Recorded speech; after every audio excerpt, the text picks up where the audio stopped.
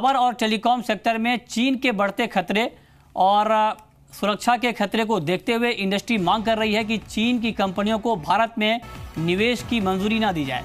सुरक्षा का खतरा कम करने के लिए सरकार रेसिप्रोसिटी पॉलिसी ला सकती है। ऊर्जा मंत्री पीयूष गोयल ने कहा है कि पावर ग्रिड को बीट करने के बावजूद चीन में प्रोजेक्ट नहीं दिया गया। ऐसे में उन देशों की कंपनियों पर रोक लगनी चाहिए जो भारतीय कंपनियों को अपने यहाँ निवेश करने से रोक रही है। पॉलिसी के तहत उन देशों की कंपनियों पर रोक लगाई जा सकती है जो भारतीय कंपनियों को अपने यहाँ निवेश नहीं करने देते। इन कंपनियों पर तब तक रोक रह सकती है जब तक ये देश भारतीय कंपनियों के प्रोजेक्ट्स को मंजूरी नहीं देते। ये पॉलिसी टेलीकॉम सेक्टर पर भी लागू हो सकती है। फिलहाल भारत के मोबाइल इंपोर्ट का करीब 51% हिस्सा चीन से आता है। स्वदेशी जागरण मंच जैसी संस्था का मानना है कि चीन से इंपोर्ट होने वाले प्रोडक्ट्स पर रोक लगनी चाहिए, जबकि टेलीकॉम एक्सपर्ट्स का कहना है कि अगर चीन से बेरोक-टोक इंपोर्ट जारी रही तो भारत का इलेक्ट्रॉनिक आइटम्स का इंपोर्ट बिल ऑयल से ज़्यादा हो जाए। हम भारत सरकार के इस कदम का स्वागत करते हैं। इससे पहले भी कुछ ऐसे निर्णय भारत सरकार ने किए हैं, जैसे plastic goods, Chinese plastic goods के इंपोर्ट पर बैन लगाया है, पटाखों पर बैन लगाया है, और इसके अलावा एक rule 153 under general financial rules के तहत उसमें सरकारी प्रोक्योरमेंट में विदेशी सामान को बैन करने की बात की जा रही है, preferential treatment to the domestic production. ये सारे कदम स्वागत योग्य हैं। मेरा ये मानना है कि पिछली सरकारों के दौरान जिस प्रकार से पावर सेक्टर का एक्सपेंशन हो रहा था, उसके साथ ही साथ चीन से पावर प्लांट्स बहुत बड़ी मात्रा में आयात किए गए। चीन के द्वारा जो इसके लिए गलत तरीके से भी काम हो रहा था, यानी पावर सेक्टर में फाइनेंस भी करने की कोशिश हो रही थी, उसके कारण और ज़्यादा उनका आयात बढ़ गया, जिससे हमारे BHEL और दूसरे जो पब्लिक एंड प्राइवेट सेक्टर के जो उद्योग थे, उनकी ऑर्डर बुक सूखने लग गई थी।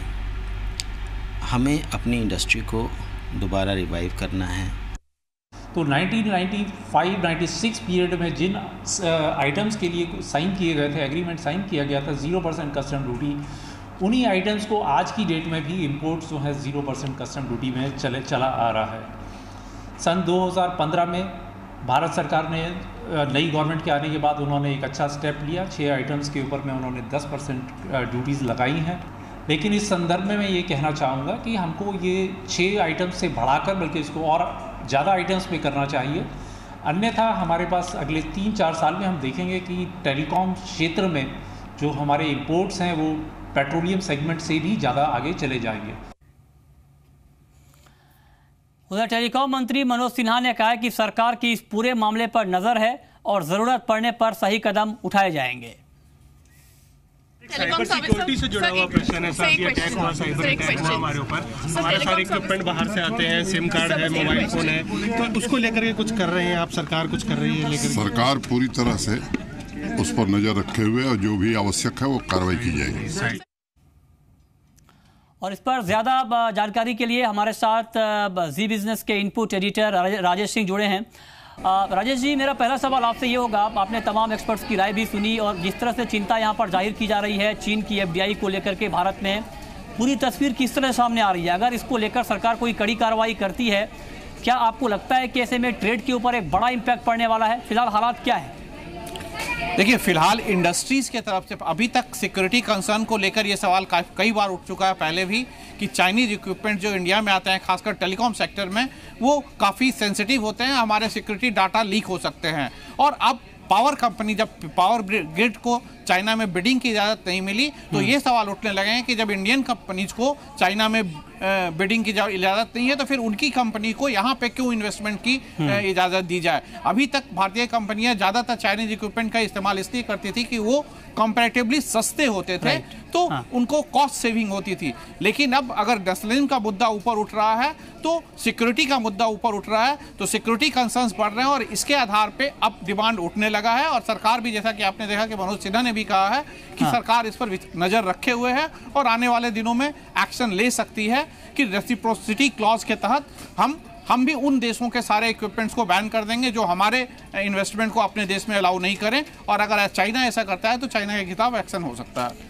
ये बात ठीक है, लेकिन जिस तरह से खुद मनोज सिन्हा ने ये बात कही है कि सरकार इसके लिए पूरी तरह से इस पर नज़र है सरकार की, लेकिन आपको दूसरे देशों की कंपनियों को बैन करने के लिए सरकार के पास क्या एक्शन प्लान दिख रहा है?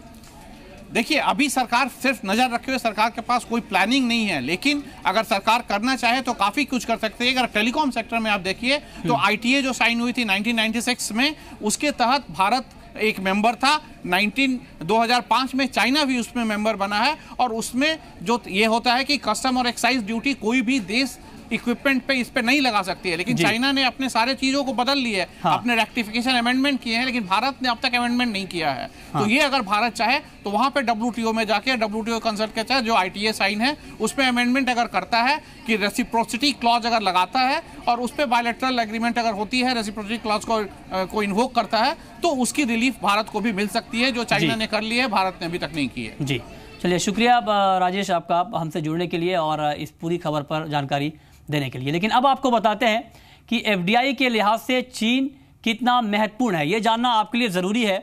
और अगर हम देखें यहाँ पर तो 2011 में 239 करोड़ रुपए का इन्वेस्टमेंट हुआ है, जो कि FDI रैंक में 35वें पायदान पे आता है।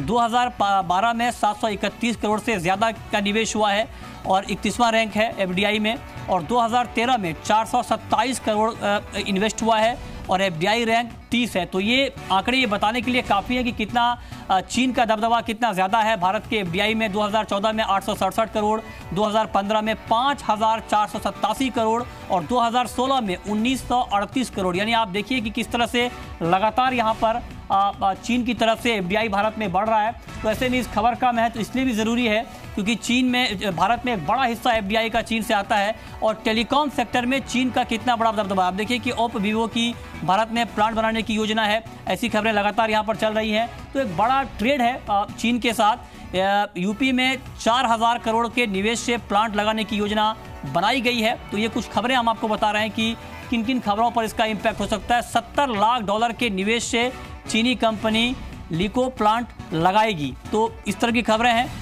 हुआई ने बेंगलुरु में ग्लोबल सर्विस सेंटर शुरू किया है। टेलीकॉम सेक्टर में चीन का दबदबा आप देख पा रहे हैं किस तरह से। भारत में हुआई ने 136 करोड़ रुपए का निवेश किया है, इन्वेस्टमेंट किया है, और जियोनी की भारत में 500 करोड़ रुपए निवेश की योजना है। ये तमाम खबरें अभी पाइपलाइन में, इसका इम्पैक्ट होना अभी बाकी है। माइक्रोमैक्स, इंटेक्स के प्रोडक्ट भी चीन में बनते हैं। तो इस तरह की खबरें यहाँ पर आ रही हैं। तो हमने आपको बताया कि कितना बड़ा इम्पैक्ट इस खबर का आने वाले समय में आपको दिख सकता है।